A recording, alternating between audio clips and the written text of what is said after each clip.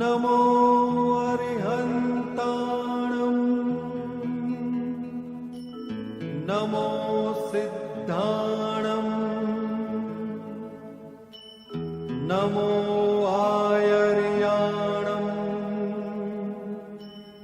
नमो वज्जायाणम् नमो लोये सव्वसाहुणम्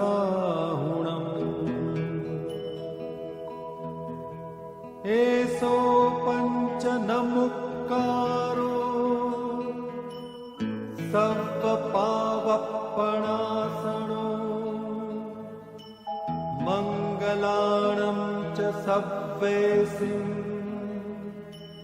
परमं हवै मंगलम्।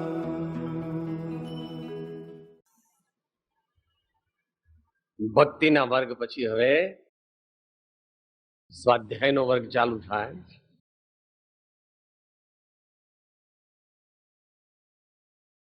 આત્માને લાવી દઈએ એટેન્શનની પોઝિશનમાં. બી એલર્ટ, સાવધાન. પવિત્ર તન રખો, પવિત્ર તન રખો, પવિત્ર તન રખો, પવિત્ર મન રખો, પવિત્ર મન રખો, પવિત્ર મન રખો. पवित्रता मनुष्यता की शान है, पवित्रता मनुष्यता की शान है, पवित्रता मनुष्यता की शान है,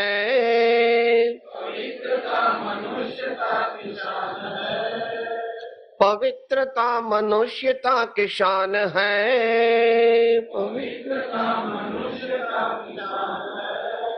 जो मन वचन कर्म से पवित्र हो, जो मन वचन कर्म से पवित्र हो, जो मन वचन कर्म से पवित्र हो, जो मन वचन कर्म से पवित्र हो, जो मन वचन कर्म से पवित्र हो, जो मन वचन कर्म से पवित्र हो, वो चरित्रवान ही यहाँ महान है, वो चरित्रवान ही यहाँ महान है, वो चरित्रवान ही यहाँ महान है, वो चरित्रवान ही यहाँ महान है, वो चरित्रवान ही यहाँ महान है, वो चरित्रवान ही यहाँ महान है। पवित्र तन रखो, पवित्र मन रखो, पवित्र मन रखो, पवित्र मन रखो, पवित्र मन रखो.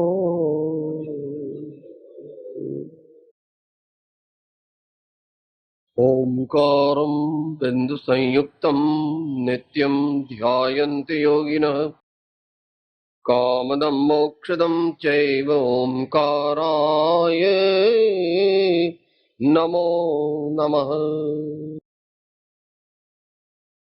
मोक्षमार्गस्य नेतारं जेतारं कर्मभृतां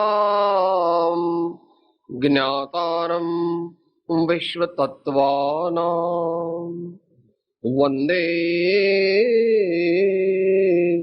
तद् गुणलब्धये. अज्ञान तिमिरान्धानां ज्ञानाञ्जनशलाकया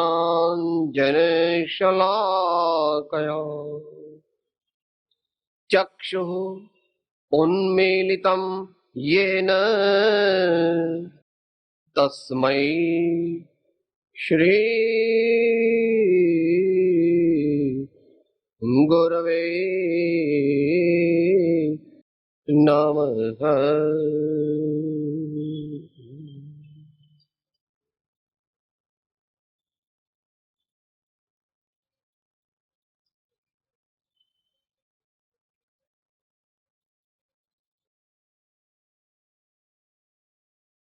હમણાં પ્રેમપુરી વિશે આપણને ભાઈ શ્રી નટવરભાઈએ જણાવ્યું.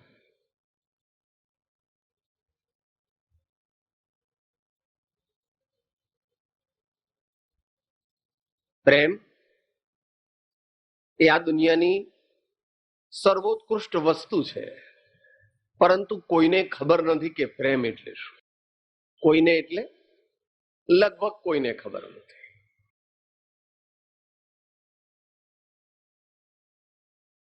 એટલે આ પ્રેમપુરીમાં આપણે બધા પ્રેમ બાંટીને પ્રભુ પ્રેમ, ગુરુ પ્રેમ, ધર્મ પ્રેમ બાંટીને આપણા આત્માને ઉજ્જવળ કરવા માટે છેલ્લા 3 દિવસથી આ સ્વાધ્યાય શ્રેણીમાં વિચારણા કરી રહ્યા છીએ, ચિંતન મનન અનુશીલન કરી રહ્યા છીએ.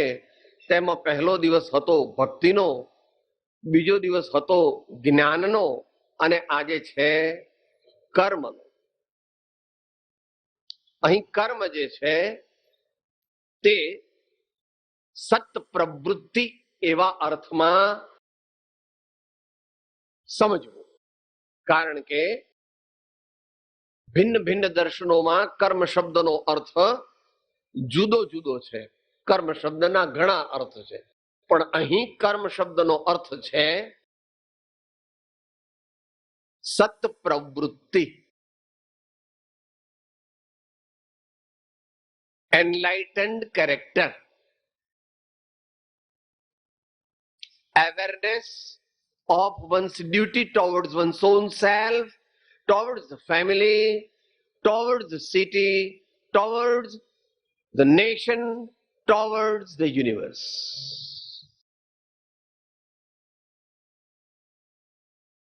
कर्तव्य निष्ठा, कर्मठता, appropriate enlightened conduct,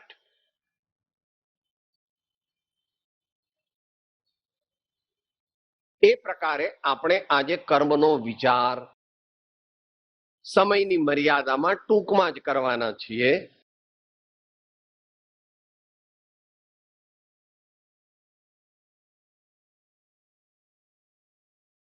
ગુરુજી એવું કહેતા કે ભાઈ,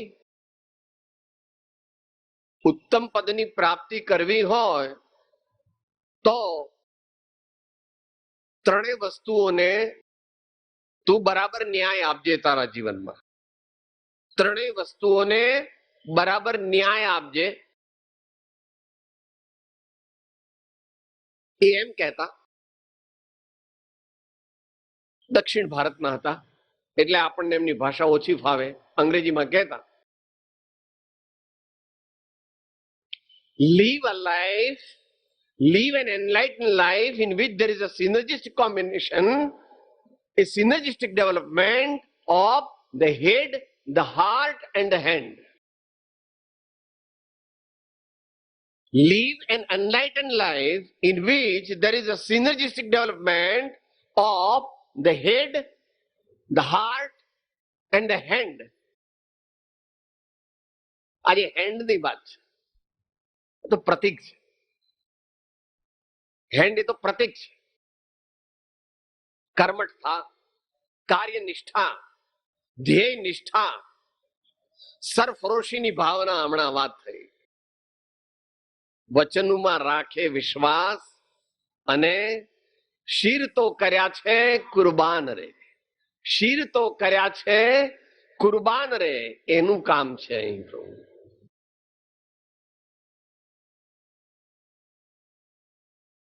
માટે આજે આપણે કોઈ એક વિષયને નહીં લેતા, વિષય તો જે છે તે છે.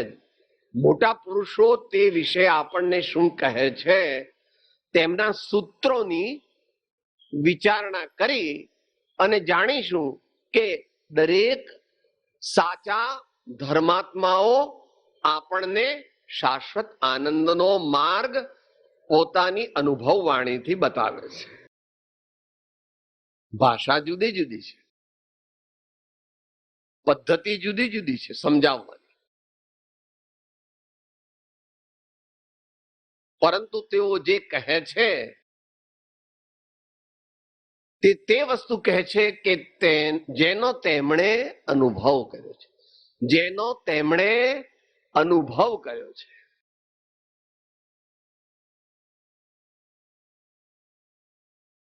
ત્રણ દિવસમાં જે ત્રણ વાત થઈ, ભક્તિ, જ્ઞાન અને કર્મ, તેને મહાવીર ભગવાને એવી રીતે મૂક્યું જે દરેકને ખબર છે. સર્વમાન્ય એવું તત્વાર્થ સૂત્ર, એનો પહેલો અધ્યાય, એનું પહેલું સૂત્ર, સમ્યક દર્શન જ્ઞાન ચારિત્રાણી મોક્ષ માર્ગ. સમ્યક દર્શન જ્ઞાન ચારિત્રાણી મોક્ષ માર્ગ. જો આપણા જીવનમાં સાચી શ્રદ્ધા, સાચું જ્ઞાન અને સાચું આચરણ તે યોગ્ય રીતે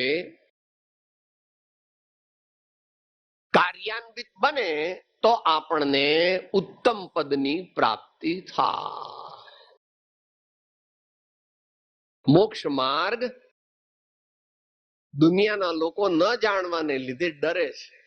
ધર્મથી જીવો ડરે છે, કારણ કે એવી ભ્રાંત માન્યતા છે લોકોમાં, જનતામાં, ને વિશેષ કરીને કળિયુગમાં, કે સાહેબ ધર્મ કરીએ એટલે આપણે બહુ દુઃખ વેઠવાનું, ધર્મ કરવાનો એટલે બહુ દુઃખ અહીં વેઠીએ તો પછી ભવિષ્યમાં સ્વર્ગમાં જઈએ ને આપણને સુખ મળે. એવી વાત જ્ઞાનીઓએ કીધી. જ્ઞાનીઓ એ વાત કહેતા નથી. જ્ઞાનીઓ કહે છે જેણે અહીંયા આત્માના આનંદનો અનુભવ કર્યો નથી તેને ઉત્તમ આનંદની પ્રાપ્તિ કદાપી થાય નહીં. ધર્મ કરત સંસાર સુખ, ધર્મ કરત નિર્વાણ, ધર્મ પંથ સાધે બિના નર તિર્યંચ સમાન. માટે આ બુદ્ધિવાદના જમાનામાં અને એમાં આ કળિયુગમાં, એમાં પાછા બુદ્ધિવાદના યુગમાં લોકો એમ માને છે કે ભાઈ ધર્મ કરવો નહીં, ધર્મ કરીએ ને તો આપણું બધું જતું રહે, આપણા પૈસા જતા રહે, દીકરા રીસાઈ જાય, એની બા રીસાઈ જાય, લોકોમાં બધા આપણને ભગતડો કહે અને આ રીતે આપણે દુખી થઈ જઈએ. એવું છે નહીં.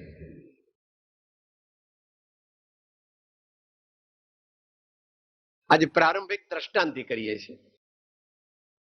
એક મોટું વન છે, એક મોટું વન છે અને એમાં આગ લાગી, રૂપકના રૂપમાં છે, એમાં આગ લાગી. માટે એ જંગલમાંથી, એ વનમાંથી નાસી અને નગર તરફ જવું એ જરૂરી બન્યું. તો જવું કેવી રીતે?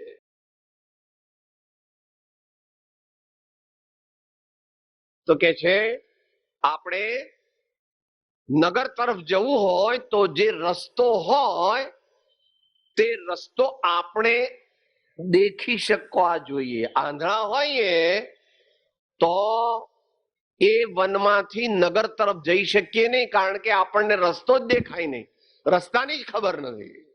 માટે દ્રષ્ટિ તે જરૂરી છે.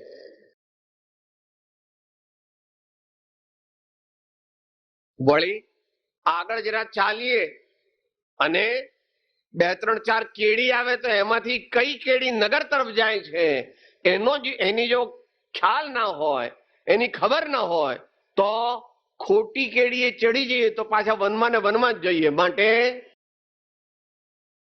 જ્ઞાનની પણ જરૂર છે,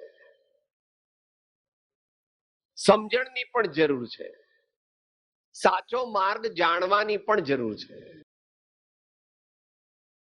સાચો માર્ગ જાણતો હોય, આંખે દેખતો હોય, પરંતુ હાથ પગ ન હલાવે, દોડે નહીં, તો તે જંગલમાં રહી જાય અને બળી જાય. માટે એને દોડવા માટે પગ પણ જોઈએ, એટલે ગતિ પણ જોઈએ.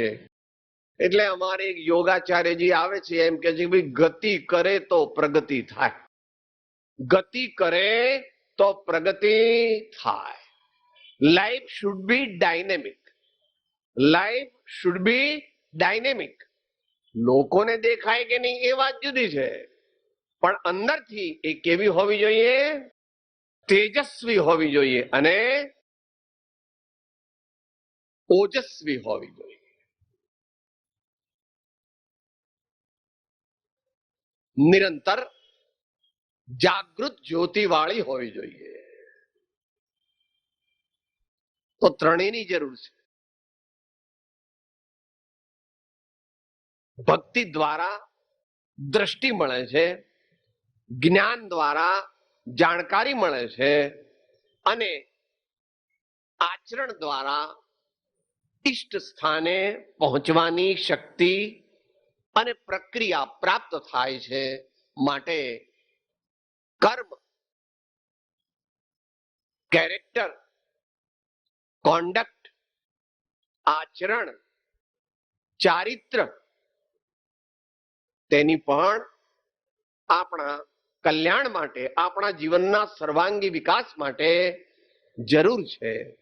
એ માટે જ્ઞાની પુરુષોના થોડા સૂત્રો લઈશું, પરંતુ એ પહેલા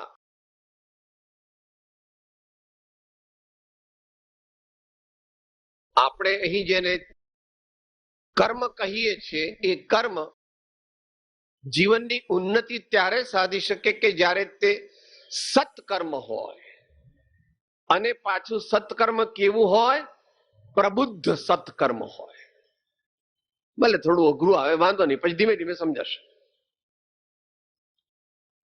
ખોટા કામ કરવાની વાત છે નહીં અહીંયા આગળ, અને એકલા સારા કર્મોમાં રોકાઈ જવાની પણ વાત નથી. એ કેમ છે? ધીમે ધીમે ધીમે ધીમે જેમ જેમ સૂત્રો આવશે, જેમ જેમ જ્ઞાની પુરુષના વચનો આવશે, તેમ તેમ આપણે ટૂંકમાં અને સમયની મર્યાદામાં સમજીશું.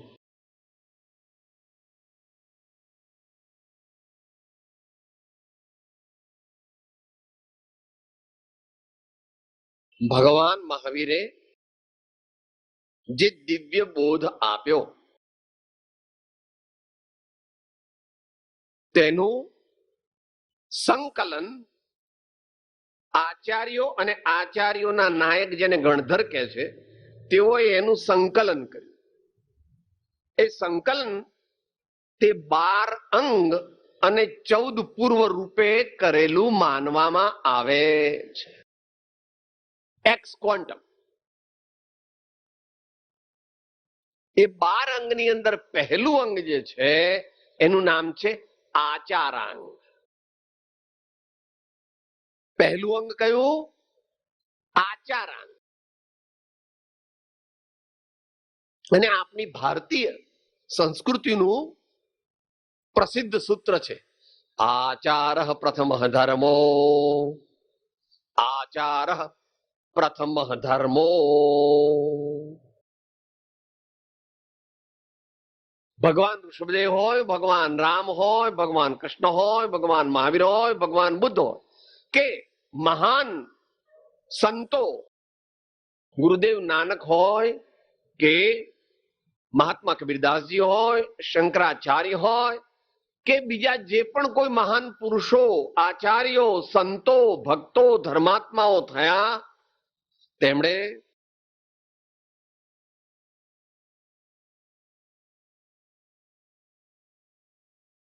ઉપદેશ નથી આપ્યો, માત્ર પોતે આચરણથી સિદ્ધ કરી બતાવ્યું છે. આચરણથી સિદ્ધ કરી બતાવ્યું છે. તે વાત, તે પરંપરા છેક મહાત્મા ગાંધીજી સુધી ચાલી. મહાત્મા ગાંધીજી ને છેલ્લા વર્ષોમાં કોઈએ પૂછ્યું કે મહાત્માજી આપનો સંદેશ જે હોય તે અમને કહો, આપ અમને કઈ બોધ આપો તો અમે તે પ્રમાણે અમારું જીવન જીવીએ અને અમે અમારા જીવનનો વિકાસ સાધી શકીએ. ત્યારે ગાંધીજી એક્શન ઓરિએન્ટેડ પર્સનાલિટી હતા. ગાંધીજી એક્શન ઓરિએન્ટેડ પર્સનાલિટી હતા. એમણે કીધું મારું જીવન તે જ મારો ઉપદેશ છે. મારું જીવન એ જ મારો ઉપદેશ છે. આપણે દ્રષ્ટિ સમજવી છે. કારણ કે આજે કર્મની વાત છે ને, આજે કર્મની વાત છે. જ્યારે જે વસ્તુની મુખ્યતા હોય ત્યારે તે વસ્તુને આગળ રાખવી જોઈએ. તમારા દીકરાના લગ્ન હોય અને તમારા દીકરાના લગ્નમાં તમારા દીકરાના ગાણા કોઈ ગાય અને તમે કહો હે એના કેમ ગાઓ છો, હું એનો બાપ છું, મારા ગાઓ, તો ચાલે? હે, જેના લગ્ન હોય એના ગાણા ગવાય એવો એક લોક વ્યવહાર છે. એમ ધર્મના ઘણા પાસા છે. એ ધર્મના પાસામાં જે પાસાની ચર્ચા, વિચારણા, ચિંતન, અનુશીલન થઈ રહ્યું હોય તેની મુખ્યતા છે. એનો અર્થ એમ નથી કે બીજા નથી, પણ તે વખતે બીજા ગૌણ છે. They are all subordinated. માટે વાત કરે છે આચાર પ્રથમ ધર્મો.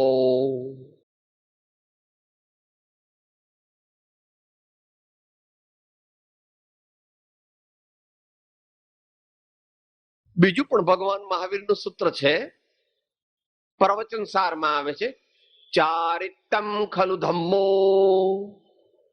ચારિત્તમ ખલુ ધમ્મો. ચારિત્ર જે છે તે ખરેખરો ધર્મ છે અથવા સાચો ધર્મ છે, એમ એક સૂત્ર આવે છે. માટે ચારિત્ર, આચરણ, તે ગમે તેટલું જ્ઞાન હોય અને અંદરમાં શ્રદ્ધા પણ હોય, પરંતુ જો આપણું જીવન બદલાય નહીં, અંદરમાં સાચી શ્રદ્ધા હોય તો જીવન બદલાય જ. અને જો જીવન બદલાયું નહીં તો જાણવું કે અંદરમાં સાચી શ્રદ્ધા નથી, ઉપલક શ્રદ્ધા છે, શિષ્ટાચારની શ્રદ્ધા છે, મતની શ્રદ્ધા છે, સતની શ્રદ્ધા થઈ નથી.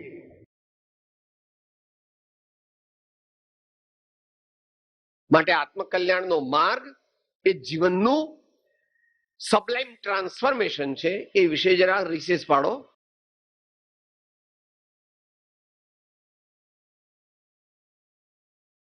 અહીંયા વૃત્તિ શબ્દ જે છે તે આચરણના અર્થમાં છે. ઝીલીશું એક એક લીટી.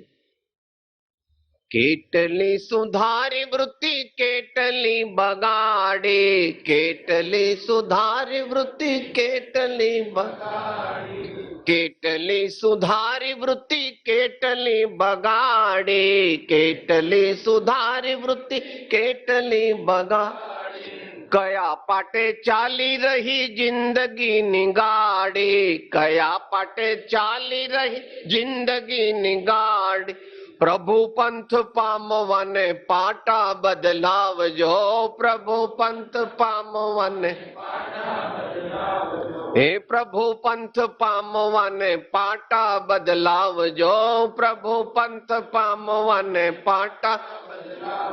આ જિંદગીના ચોપડામાં સરવાળો માંડજો, આ જિંદગીના ચોપડામાં સરવાળો, આ જિંદગીના ચોપડામાં સરવાળો માંડજો, આ જિંદગીના ચોપડામાં સરવાળો. એ પાટા બદલાવવા એને કર્મ કહે છે. અહીંયા આગળ સત્કર્મ કહે છે. માટે સત્કર્મ કરવું હોય તો પહેલા એનો બેઝ હોવો જોઈએ. આ ભાઈ તમારે મુંબઈ નામનું નગર છે, એમાં બહુ ઊંચા ઊંચા મકાનો છે.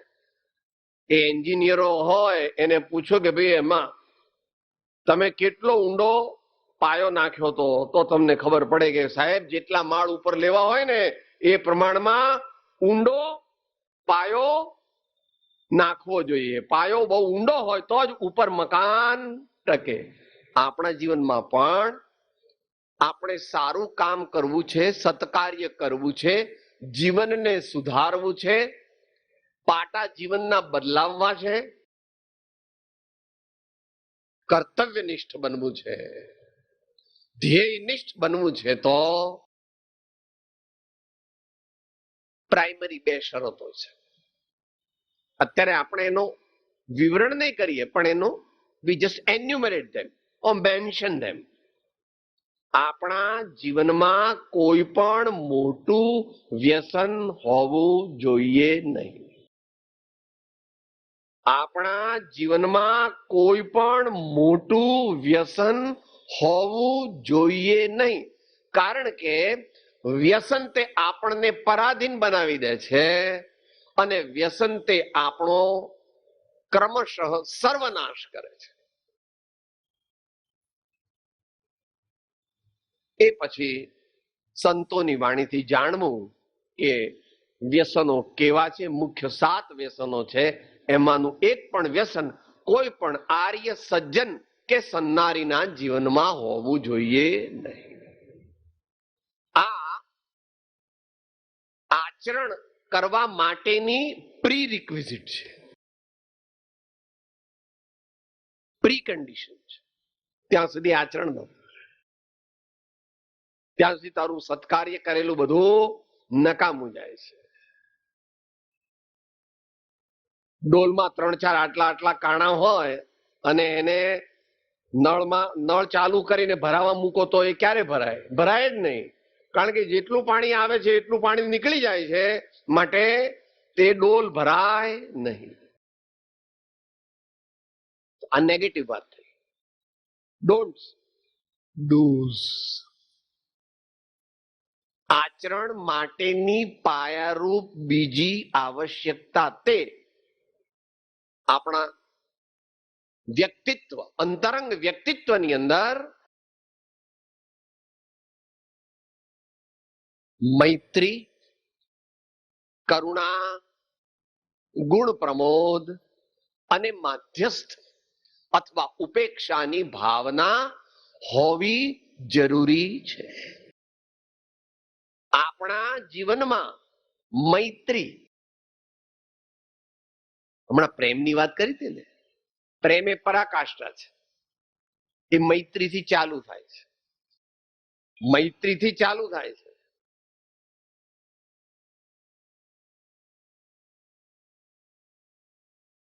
અને સમસ્ત વિશ્વમાં જ્યારે પોતાને જુએ છે ત્યારે એ પ્રેમની પરાકાષ્ઠાએ પહોંચે છે. એને વસુંધૈવ કુટુંબકમ એમ કહે છે. અથવા કૃષ્ણ ભગવાન કહે યોમામ પશ્યતિ સર્વત્ર સર્વમ ચ મયી પશ્યતિ. અથવા મહાવીર ભગવાન કહે છે તું જેને હણે છે તે તું પોતે જ. અથવા પરમ કૃપાળુ શ્રીમદ રાજચંદ્રજી કહે છે કે જગત આત્મરૂપ માનવામાં આવે, જગત આત્મરૂપ માનવામાં આવે. પત્રાંક 301 એના 4 બોલ છે, એમાંનો આ પહેલો બોલ છે. જગત આત્મરૂપ માનવામાં આવે. તો પહેલી મૈત્રી, કરુણા એનું ફળ છે. જો આપણને જગતના જીવો પ્રત્યે મૈત્રી હોય તો આપણે એમના સુખ દુઃખના ભાગીદાર બનીએ છીએ અને એમના દુઃખને ઓછું કરવા માટે, એમને શાંતા ઉપજે, શાંતિ ઉપજે, સુખ ઉપજે, સગવડ રહે, એ માટે આપણે આપણી સગવડ જતી કરીને પણ આપણે એમને મદદરૂપ થવાનો પ્રયત્ન કરીએ છીએ. એ કરુણા છે.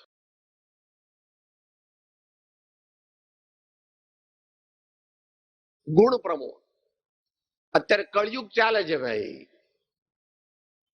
એટલે સર્વગુણ સંપન્ન કોઈ ધર્માત્મા આપણને મળે એવા ચાન્સ છે નહીં. ઘણા ગુણો હોય, મોટા ધર્માત્મા હોય તો ઘણા ગુણો હોય, પણ સર્વગુણ સંપન્ન ધર્માત્માનો ભેટો અત્યારે થતો નથી.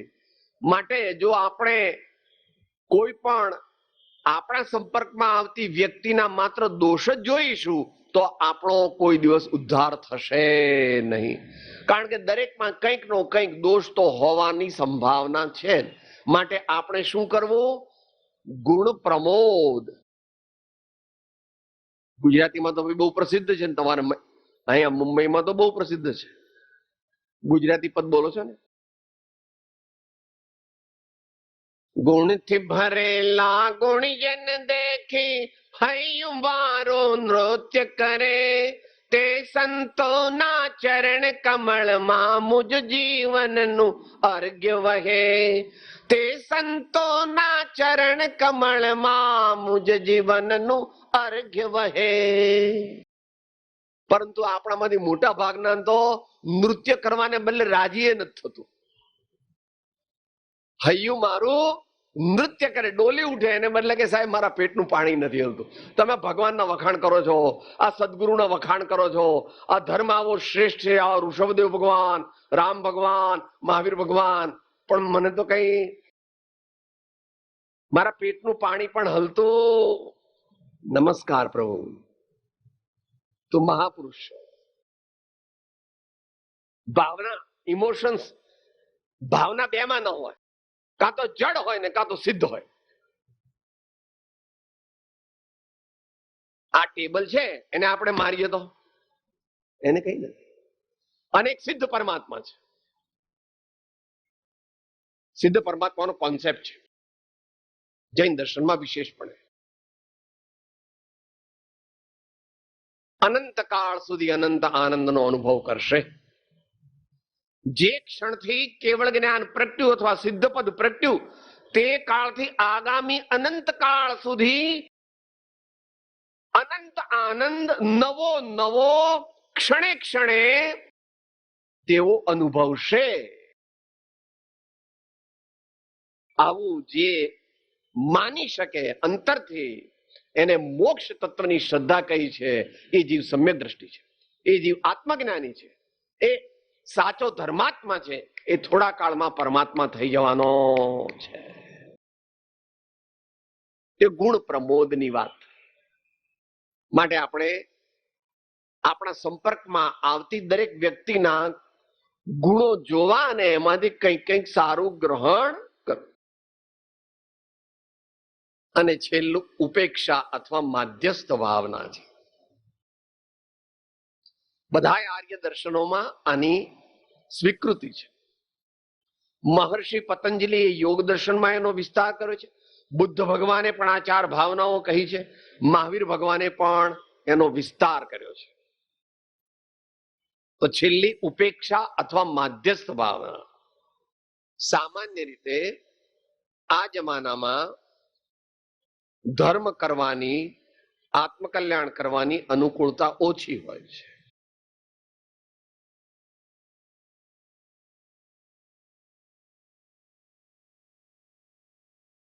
બહારના બધા પ્રસંગો, પ્રકારો, દેશ, કાળ, શરીર, સ્વજનો, પૂર્વ સંસ્કાર વગેરે બધું ઓછું અનુકૂળ છે. તેથી જ્યારે આપણે ધર્મ કરીએ ત્યારે લોકો આપણી નિંદા વગેરે કરે છે, એ એક પ્રકાર છે. અથવા આપણે કોઈને સત્ય કહીએ ત્યારે તેઓ માનતા નથી અને ઉપરથી આપણને ઠપકો આપે છે. તો એવે સમયે આપણે સમતા રાખવી, એની ઉપેક્ષા કરવી, એટલે કે એ દ્વારા આપણે ક્રોધ કરવો નહીં. અથવા મનમાં એમ ન લઉં કેમ હું મારી વાત માનતો નથી, મારી સાચી વાત કેમ નથી માનતો, એવો અંદરમાં ભાવ કરવો નહીં. તો આટલી પ્રિલિમિનરી પછી આપણે સત્કાર્ય તરફ આવીએ છીએ કે આપણામાં વ્યસન મોટું ન હોય અને આપણા જીવનમાં મૈત્રીનો, કરુણાનો, ગુણ પ્રમોદનો અને માધ્યસ્થ ભાવનાનો ભાવ જો પ્રગટ થયો હોય તો આપણે સત્કાર્ય સારી રીતે કરી શકીએ છીએ.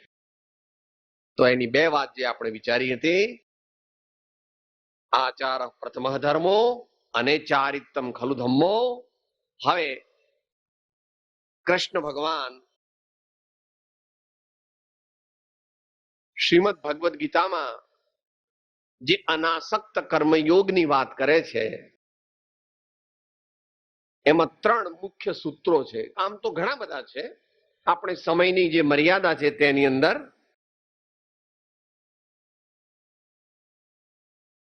એક વ્યાખ્યા કરી. યોગ કર્મસુ કૌશલમ, યોગ કર્મસુ કૌશલમ.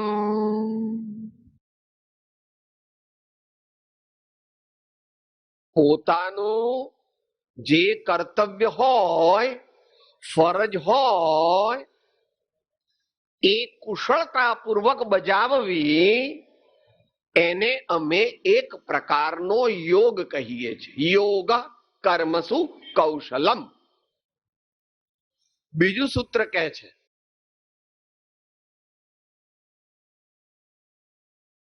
આ સૂત્ર ગુજરાતમાં સંદેશ નામનું એક દૈનિક નીકળે છે, એમાં બનતા સુધી ઉપર એ લોકો લખે છે, સ્વે સ્વે કર્મણ્યવિરતઃ સંસિદ્ધિમ લભતે નરઃ. સ્વે સ્વે કર્મણ્યવિરતઃ સંસિદ્ધિમ લભતે નરઃ.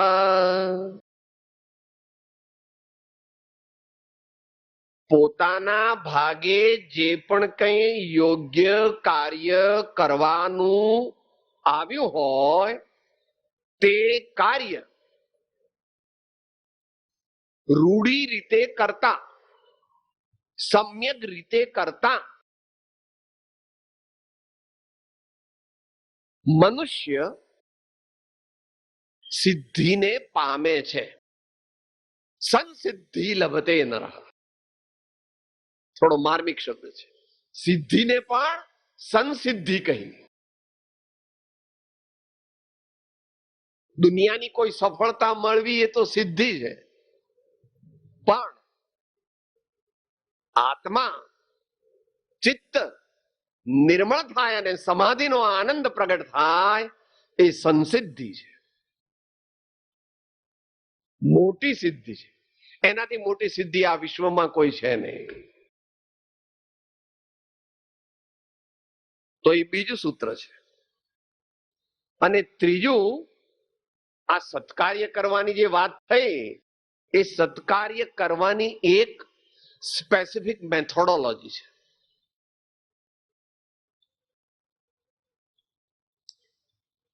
આપણે સત્કાર્ય જીવનમાં કરવાનું છે. કોઈ મનુષ્ય સત્કાર્ય કર્યા વગર રહી શકતો નથી. છઠ્ઠા ગુણસ્થાન સુધી એવું ભગવાન મહાવીર સ્વામી સટલ એનાલિસિસમાં કહે છે. સાતમા ગુણસ્થાન સુધી થી પછી નિર્વિકલ્પ સમાધિ હોય છે. બહારથી કંઈ કરતો નથી. તો જ્યારે આપણે કોઈ કાર્ય કરીએ તો એ કાર્ય કરવાની એક ખાસ લોકોત્તર દિવ્ય પદ્ધતિ છે. એટલા માટે ભગવાને ચારિત્ર જે છે તેને મોક્ષનું કારણ નથી કહ્યું, પણ સમ્યક ચારિત્ર તે મોક્ષનું કારણ કહ્યું છે. જ્ઞાન તે મોક્ષનું કારણ નથી, સમ્યક જ્ઞાન તે મોક્ષનું કારણ છે. શ્રદ્ધા કે અંધશ્રદ્ધા તે મોક્ષનું કારણ નથી, પણ સાચી શ્રદ્ધા, સમ્યક શ્રદ્ધા તે મોક્ષનું કારણ છે. ભલે જરાક થોડુંક થિયોરિટિકલ લાગે, થોડું એમ લાગે કે આવું બધું શું તમે આ લપ જેવું કરો છો.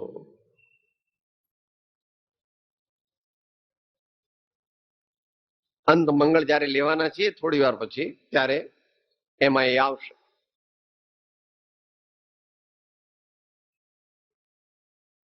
જો કરવા ખાતર જ કરે, જો માત્ર રૂઢિગત રીતે જ કરે, અથવા અભિમાનથી કરે, અથવા કરતા બનીને કરે, તો તે અજ્ઞાની છે અને તે મોક્ષ માર્ગમાં આગળ વધી શકશે નહીં.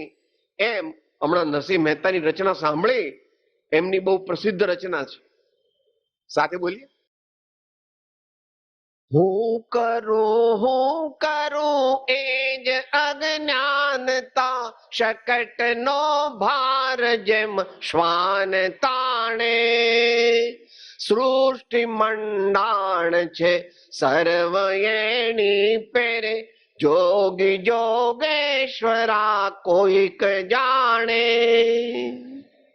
માર્મિક.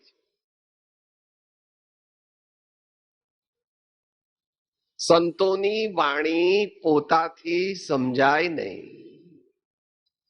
સંતોની વાણી જ્યાંથી નીકળી છે તેવા દિવ્ય જ્ઞાનને આપનાર, દિવ્ય દ્રષ્ટિને આપનાર એવી ગુરુગમ જો આ જીવને મળે તો જ તેને સંતોની વાણી સમજાય. તે વિના કોઈ પણ ઉપાય છે નહીં.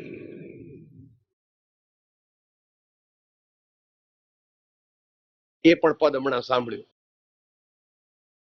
કોઈ શેષ ગણેશ મહેશ રटे कोई पूजत पीर पैगंबर को सब पंथ ग्रंथ छुड़ा करके एक ईश्वर में मन जोड़ दिया ऐसी करी गुरुदेव दया मेरा मोह का बंधन तोड़ दिया. ऐसी करी गुरुदेव दया मेरा मोह का बंधन तोड़ दिया.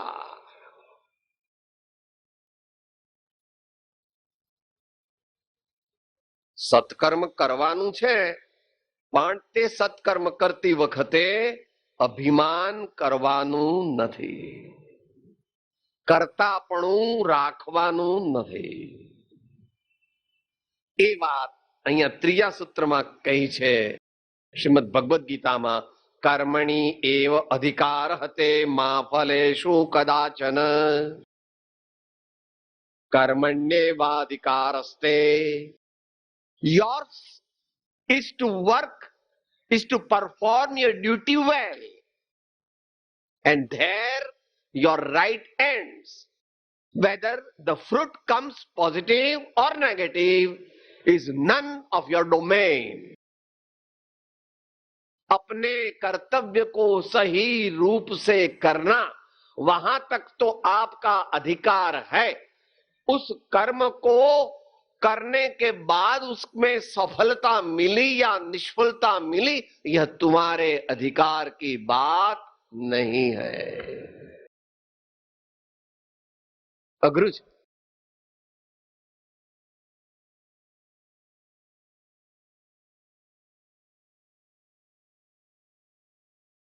એટલું સમજવું એ જ આત્મજ્ઞાન છે. એટલું સમજવું એ જ આત્મજ્ઞાન છે. રામે રાવણને માર્યો નથી એમ જ્ઞાનીઓ કહે છે. રામે રાવણને માર્યો કે સાહેબ કોણે માર્યો? કોણે માર્યો? રામે શું કર્યું? રામે તો ન્યાયની રક્ષા કરી છે. રામ જો રાવણને મારે તો લંકામાંથી બધું લઈને અયોધ્યા ભેગું કરી દે, પરંતુ એવું કઈ એમણે કર્યું નહીં. તે ઉપરાંત પણ રાવણ સાથે યુદ્ધ જાહેર થયા પછી પણ 3 વાર એની સાથે સમાધાન માટે પોતે સર્વ પ્રકારે પ્રયત્ન કર્યો. પહેલા હનુમાનજીને મોકલ્યા કે ભાઈ અમારે યુદ્ધ કરવું નથી, તમે ખોટી વસ્તુ કરી છે તે છોડી દો, પણ હનુમાનજી ની વાત માની નહીં. પછી અંગદને મોકલે છે, એની વાત પણ રાવણે માની નહીં અને મોટું યુદ્ધ થયું જેમાં લંકાનું બધું જ ઇન્દ્રને જીતનાર એવો રાવણનો દીકરો અને મહાન યોદ્ધા એવા રાવણના ભાઈ કુંભકર્ણ વગેરે મહાન મહાન યોદ્ધાઓ સર્વ વિનાશને પામ્યા, મૃત્યુને ભેટ્યા. છેલ્લે રાવણ પોતે આવે છે ત્યારે પણ રામ ભગવાન કહે છે લક્ષ્મણજી તમે જઈને કહો કે હે રાવણ હવે તો તારું બધું જ ખલાસ થઈ ગયું છે, હજુ પણ રામને યુદ્ધ કરવું નથી, રામ રાવણને મારવા ઈચ્છતા નથી, રામ તો સર્વ પ્રકારે સમાધાન જ ઈચ્છે છે. લક્ષ્મણ જાય છે, રાવણને આ બધી વાત કહે છે, પણ વિનાશ કાળે વિપરીત બુદ્ધિ એટલે રાવણને એ વાત બેસતી નથી અને યુદ્ધ થાય છે. અહીંયા આપણે સમજવું એ છે કે આપણે કાર્ય કરીએ, સારું કાર્ય કરીએ, પરંતુ જો કરતા થઈને કરીએ તો તેનો ફળ સારું આવતું નથી, મોક્ષ પ્રત્યય ફળ આવતું નથી. એમ ગઈકાલનું જે પદ હતું એનું પહેલું વાક્ય છે,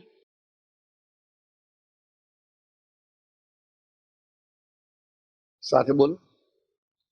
પર દુખે ઉપકાર કરે તો એ મને અભિમાન નયાણે રે, પર દુખે ઉપકાર કરે તો એ મન અભિમાન નયાણે રે વૈષ્ણવજન તો તેને કહીએ. વૈષ્ણવજન તો એટલે બધું સમજી લેવું. સાચો મુમુક્ષુ તેને કહીએ, સાચો આત્માર્થી તેને કહીએ, સાચો જ્ઞાની તેને કહીએ, સાચો જૈન તો તેને કહીએ જે પીડ પરાઈ જાણે રે. એ આવી ગયો આગળ, મૈત્રી અને કરુણા આગળ આવી ગયો ને, પ્રારંભિક ભૂમિકામાં જ આવી ગયું. તો આ 3 સૂત્રો દ્વારા આપણે કર્મનો અર્થ અહીં છે પોતાની ફરજ, અને અહીંયા ધર્મ જ્યાં છે ત્યાં કર્મ જે છે તે જુદી જાતનું છે.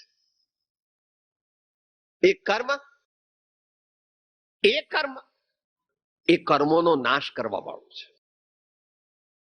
એ કર્મ, એ ચારિત્ર, એ કર્મોનો નાશ કરવા વાળું છે. આત્મા સાથે લાગેલા કર્મો તેનો નાશ કરવા વાળું જે છે એ આ કર્મ છે.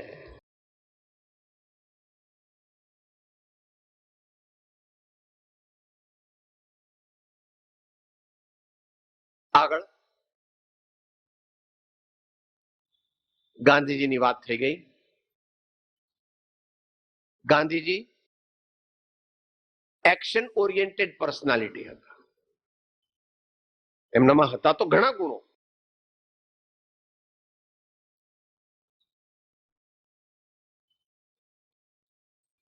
એમનું પ્રસિદ્ધ સૂત્ર જે છે કે એક મણ જ્ઞાન કરતા અધોળ આચરણ ચડે. એક મણ જ્ઞાન કરતા અધોળ આચરણ ચડે એમ તેઓ કહેતા. એ તેમની કર્તવ્ય નિષ્ઠા એનું એ પ્રતીક છે. અંગ્રેજીમાં એક કહેવત છે, ડ્યુટી ઇઝ ડાયટી. ડાયટી એટલે ભગવાન. Duty is ડાયટી.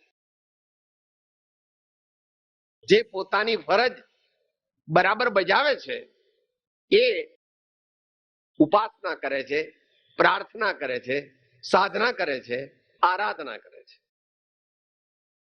અત્યારે કર્મની મુખ્યતા ચાલે છે એટલે એ દ્રષ્ટિથી આ બધા વચન સમજવા.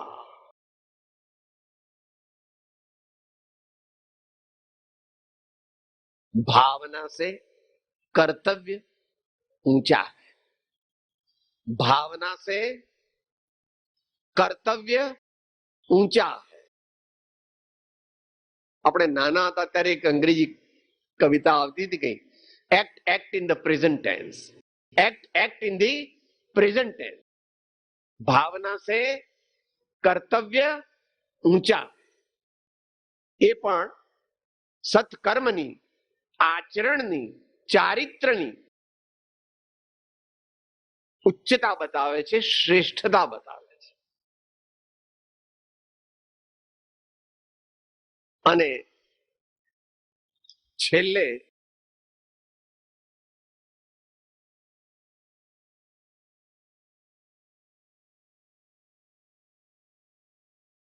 મહાવીર ભગવાને તત્વ સમજાવવા માટે 2 વ્યૂ પોઈન્ટ્સ લીધા છે, જેને નય કહે છે. નય એટલે view point. To know from a particular view point is known as નય, NAYA. એમાં વ્યવહાર નહીં અને નિશ્ચય નહીં બે મુખ્ય છે. એમાં નિશ્ચય નહીંના જે શાસ્ત્રો છે એમાં એક સમયસાર અથવા સમય પ્રાવૃત નામનું એક અતિ ઉત્તમ શાસ્ત્ર છે. જે કોઈ અધ્યાત્મ સાધના કરવા માંગતા હોય તેમણે સત્પાત્રતા પ્રાપ્ત કરી ગુરુગમ સહિત આ શાસ્ત્ર અવશ્ય અધ્યયન કરવા જેવું છે, કે જે આત્માના અંદરના તારને ઝંઝણાવીને પરમાત્મા પદની પ્રાપ્તિ માટે આપણને ટોપ ગિયરમાં આપણી ગાડી નાખી દે. એના પર એક ટીકા લખાયેલી છે જેનું નામ છે આત્મખ્યાતિ, અને એનો 153મો કળશ છે એ સંસ્કૃતમાં લખાયેલો છે અને એનું હિન્દી છે એ 17મા સૈકામાં અકબર, જહાંગીર અને શાહજહાં ત્રણેયના દરબારમાં જે હતા એવા બનારસીદાસ નામના એક હિન્દીના મહાકવિએ સમયસાર નાટક લખ્યું છે અને એમાં કહે છે કે જ્ઞાની પુરુષ જે કાર્ય કરે છે તે કાર્યથી તે બંધાય છે એવું અમે માનતા નથી. નિશ્ચયને એનું શાસ્ત્ર છે ને, है जिनके दृढ़ आत्म ज्ञान क्रिया करी के फल को न चहेंगे, है जिनके दृढ़ आत्म ज्ञान क्रिया करी के फल को न चहेंगे, ते सुविचक्षण ज्ञायक है तिनको हम तो करता न कहेंगे, ते सुविचक्षण ज्ञायक है तिनको हम तो करता न कहेंगे. આ તો સમયસાર છે. એટલે શું કહેવાય ભાઈ, 4 શેરનો મહેસૂબ, એકદમ ખાવાય નહીં હો, ને ઝાડા રહી જાય. 4 શેરનો મહેસૂબ પણ છે ઉત્તમ, જેને પચે તેને માટે ઉત્તમ છે.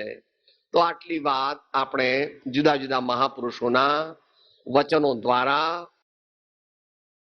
કરી.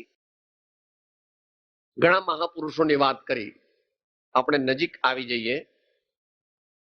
70-80 વર્ષ પહેલાની વાત. અમદાવાદ નગર છે, તેમાં શ્રી પુનિત મહારાજ થયા, જેઓ મહાન કીર્તનકાર અને ભક્ત હતા, જેમની પરંપરામાં હજુ પણ જન કલ્યાણ ચાલે છે. કદાચ ગુજરાતમાં પ્રસિદ્ધ થતા, ગુજરાતી ભાષામાં પ્રસિદ્ધ થતા બધાય માસિકોમાં સૌથી વધુ ફેલાવો ધરાવતું એમ લગભગ 1.25 લાખ જેટલા કે એવા કઈ એના ગ્રાહકો છે. એ પુનિત મહારાજ જે કહે છે તે છેલ્લી વાત છે, ત્યાર પછી આપણે અંતમંગળ બોલીએ છીએ કે જિંદગી છે અને જિંદગી જીવવી જ પડે છે. જિંદગી જીવવી જ પડશે, તો કેવી રીતે જીવવી એ માટે તેઓ આપણને એક ટીપ આપે છે. આમ તો ભગવાનની પ્રાર્થના રૂપ છે, બધાને આવડે જ છે, સાંભળ્યું છે, યાદ જ કરાવી જાઉં છું. એક જ કડી.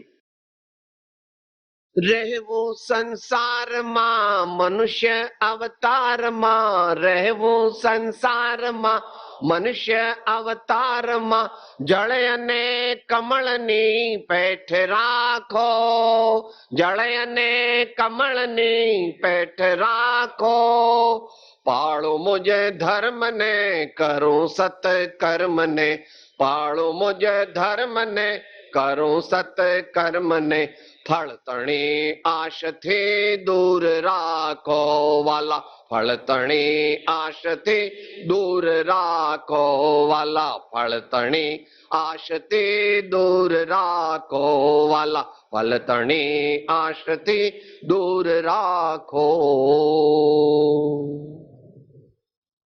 તે કર્મ જે સર્વ કર્મોનો નાશ કરે છે, તે કર્મ જે સર્વ કર્મનો નાશ કરે છે, એનાથી ક્રમે કરીને જો સાચું હોય તો આત્મજ્ઞાન, આત્મ સમાધિ, નિર્વિકલ્પ સમાધિ, નિર્બીજ સમાધિ અને સર્વ કર્મોના નાશ દ્વારા પરમાત્મા પદની પ્રાપ્તિ થાય છે. આવું આપણા મનુષ્ય ભવનું અંતિમ ધ્યેય છે. તે ધ્યેય આપણી નજર સમક્ષ રહો, આપણે ઉત્તમ જીવન જીવીએ અને સૌ સાથે પ્રેમથી રહીએ. ઓમ સહના ભવતો સહનૌ ભુનક્તો સહ વીર્યં કરવાવહે તેજસ્વિનાવધીતમસ્તુ મા વિદ્વિષામહે.